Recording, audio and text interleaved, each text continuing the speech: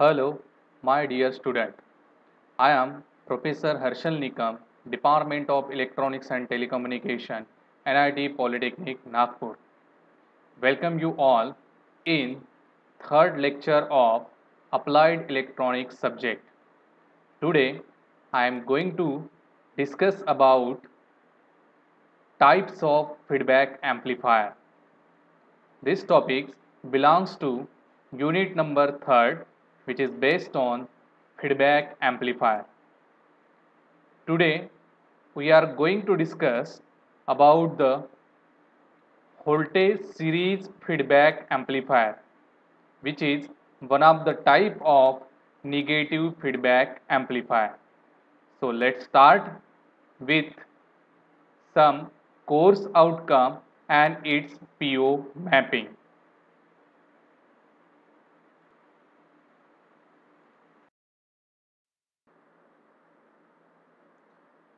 Before going to in detail about the learning outcomes for today's session, we just look into the course outcome and its PO mapping. PO mapping मतलब होता है Program Outcome Mapping. The course outcome for this unit number 3, that is feedback amplifier, is use BJT as a feedback amplifier.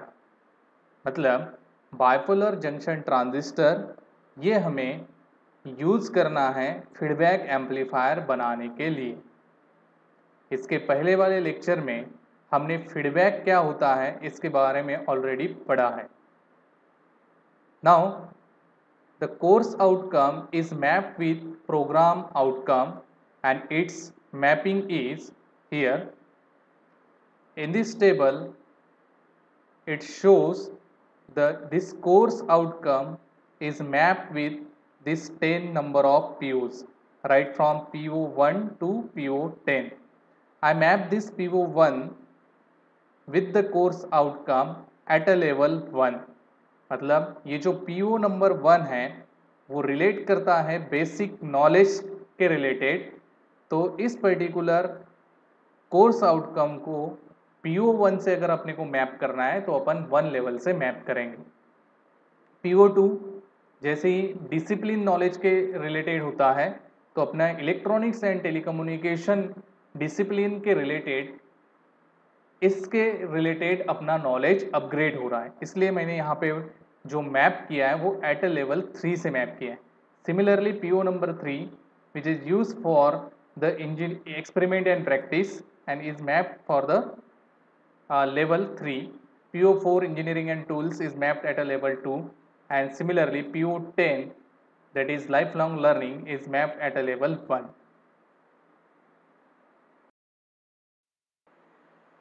Here this slide shows the learning outcome of today's video lecture. Means after completing this today's lecture, you all are able to understand concept of sampling and mixing. मतलब आप जो भी sampling यानी output से जो भी आप कुछ पोर्शन सिलेक्ट करके फिर से इनपुट के साथ अगर आप मिक्स करोगे that is called as a sampling, and जो भी पार्ट आप इनपुट के साथ मिक्स करोगे that is called as a mixing. Classify the types of negative feedback amplifier. ये ऑलरेडी हमने पढ़ चुके हैं इन प्रीवियस लेक्चर कि नेगेटिव फीडबैक एम्पलीफायर के 4 टाइप्स होते हैं, जिससे कि वोल्टेज शंट फीडबैक एम्पलीफायर हम प्रीवियस लेक्चर में कंप्लीट कर चुके हैं और आज हम डिस्कस कर रहे हैं वोल्टेज सीरीज फीडबैक एम्पलीफायर के बारे में. Draw block diagram of voltage series feedback amplifier. आज का ये सेशन कंप्लीट होने के बाद आप सभी लोग वोल्टेज सीरीज फीडबैक एम्पलीफायर की ब्लॉक डायग्राम अच्छी तरीके से अंडरस्टैंड करके उसको ड्रॉ कर सकते हो. Right advantage and disadvantage of voltage series feedback amplifier. Voltage series feedback amplifier उसकी ब्लॉक डायग्राम और उसको अच्छी तरीके से अंडरस्टैंड करने के बाद उसमें क्या एडवांटेज होते हैं और क्या डिसएडवांटेज होते हैं, ये आप सेशन कंप्लीट होने के बाद लिख भी सकते हो।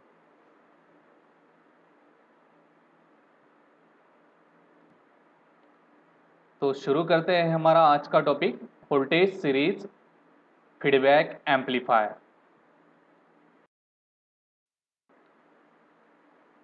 Before going into detail about the voltage series feedback amplifier, you must know about advantage of negative feedback amplifier। मतलब ये जो स्लाइड है ये मेंशन ये करती है कि आपको वोल्टेज सीरीज फीडबैक एम्पलीफायर पढ़ने के पहले कुछ प्री रिक्विजिट नॉलेज होना ज़रूरी है। मतलब कुछ प्रीवियस पोर्शन अच्छी तरीके से अंडरस्टैंड होना ज़रूरी है। जैसे कि एडवांटेज ऑफ निगेटिव फीडबैक, यानी निगेटिव फीडबैक देने से उसके क्या एडवांटेज होते हैं, जैसे कि बैंडविड्थ इंप्रूव होती है, नॉइज डिक्रीज होता है। ये निगेटिव फीडबैक के बारे में आपको एडवांटेज पता होना ज़रूरी है।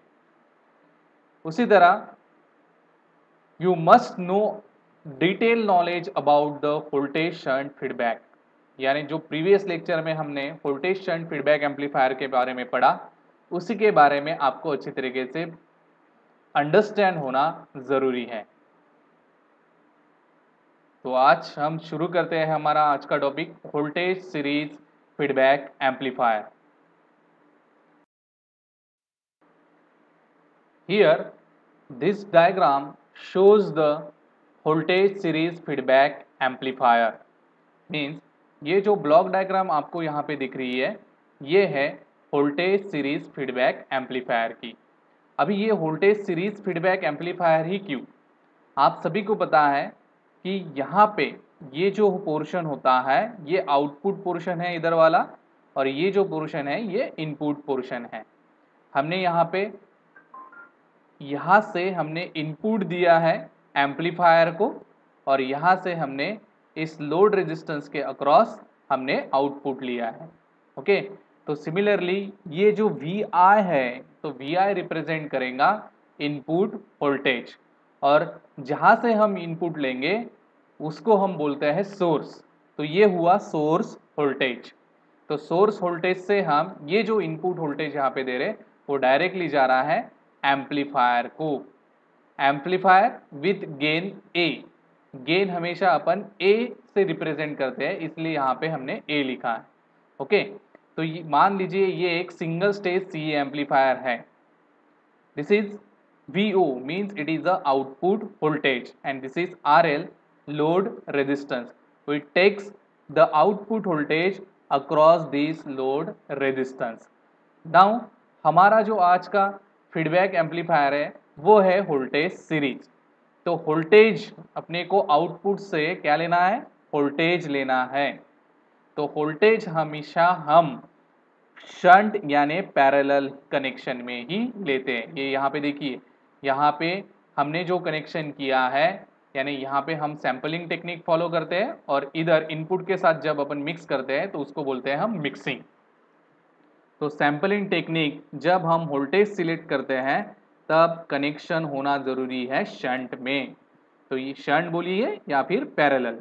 तो यहाँ से हमने कुछ वोल्टेज का सैंपल लिया और वो सैंपल फीडबैक सर्किट द्वारा, ये है अपना फीडबैक सर्किट, इस फीडबैक सर्किट द्वारा फिर से हमने इनपुट के साथ यहाँ पे मिक्स किया। यहाँ पे हमने इनपुट के साथ क्या किया है, मिक्स। अभी प्रीवियस लेक्चर में जो हमने वोल्टेज शंट फीडबैक एम्पलीफायर के बारे में पढ़ा और आज जो हम वोल्टेज सीरीज फीडबैक एम्पलीफायर के बारे में पढ़ रहे हैं उसमें उसकी वोल्टेज शंट फीडबैक एम्पलीफायर और आज के इस ब्लॉक डायग्राम में कुछ डिफरेंस है।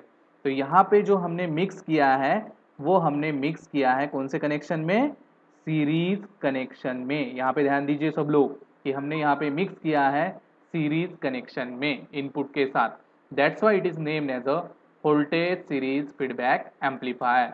मतलब यहाँ पे सैंपल जो अपन ने सिलेक्ट किया है वो है वोल्टेज, और वोल्टेज हम हमेशा सिलेक्ट करते हैं शंट में, और हमें मिक्सिंग करना है वो किस में करना है, सीरीज में, इसलिए हमने यहाँ पे सीरीज में मिक्स किया। ओके, नाउ यहाँ पे ये जो है वी एफ मीन्स होता है फीडबैक वोल्टेज, यानी यहाँ से जो हमने सिलेक्ट किया हुआ सैंपल है वोल्टेज का, वो हम फीडबैक दे रहे किसको, इनपुट के साथ, यानी इनपुट के साथ मिक्स कर रहे, इसलिए हम इस वोल्टेज को बोलेंगे feedback voltage.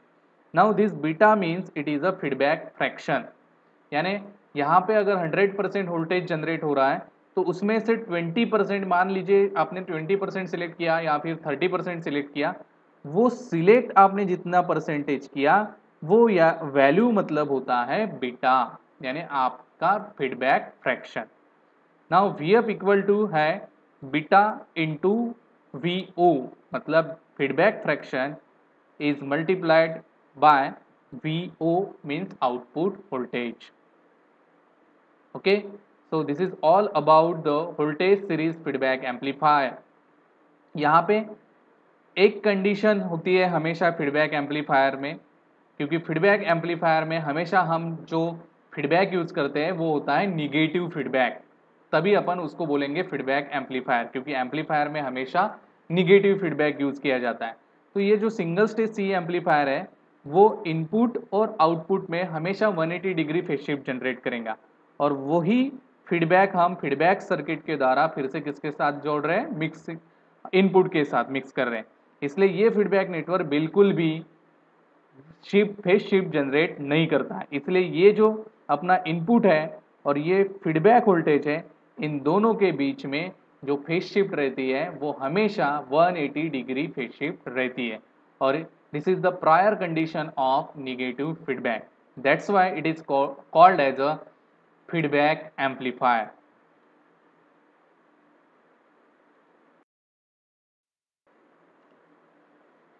Here I put up some important points related to the voltage series feedback amplifier, which is already discussed in previous slide। The very first one is voltage series feedback amplifier equal to voltage sampling plus series mixing, यानी अपने को voltage series feedback amplifier अगर बनाना है तो voltage sample लेना है और input के साथ वो सैंपल फीडबैक नेटवर्क द्वारा सीरीज कनेक्शन में मिक्स करना है।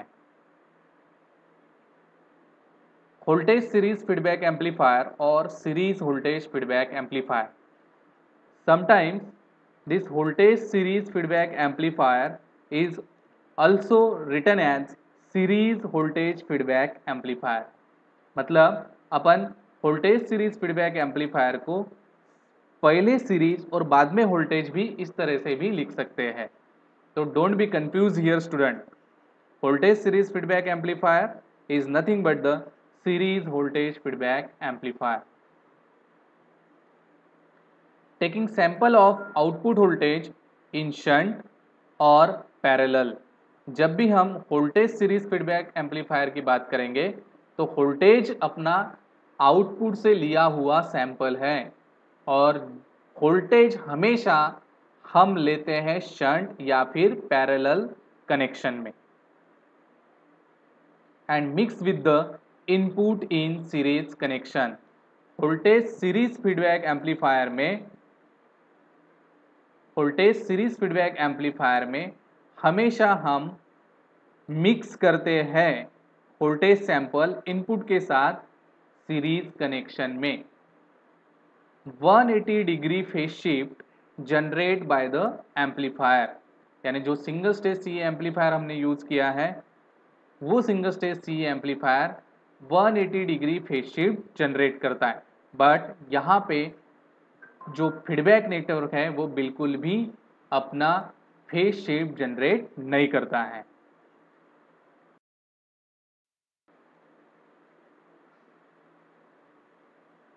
Here the next important point is phase shift between input and feedback is 180 degree.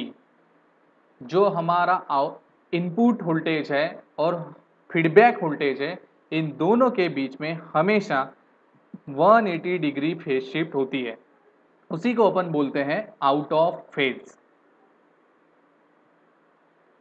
Here I represent some abbreviation like VI equal to input voltage, जो हमने already discuss किया है block diagram में। VO equal to output voltage, VF equal to feedback voltage. So, and last one is beta equal to feedback fraction. So this is all about the voltage series feedback amplifier block diagram. Here I mention the advantage of voltage series feedback amplifier, which is very important whenever we considering the feedback amplifier. The very first one is bandwidth is increases, यानी bandwidth increase होती है. Second, gain stability improve, यानी जो gain है वो gain stable रहने में improve होता है. यानी मान लीजिए एम्पलीफायर में कभी कभी होता है कि गेन सपोज हमने कुछ पर्टिकुलर वैल्यू पे सेट किया है तो वो स्टेबल नहीं रहता, आफ्टर सम एनवायरमेंटल कंडीशन अब उसको अफेक्ट करने के बाद वो डिक्रीज होता है, यानी स्टेबल नहीं रहता, वो उसका क्यू पॉइंट शिफ्ट कर देता है. लेकिन वोल्टेज सीरीज फीडबैक एम्पलीफायर में गेन कैसा रहेगा? Stable. Input resistance is increases, इसमें इनपुट रेजिस्टेंस कैसा होता है? इंक्रीज. एंड इसके डिसएडवांटेज है gain is decreases, gain stability is other thing and gain is decreases. Gain क्या होता है? गेन की वैल्यू क्या होती है? डिक्रीज होती है.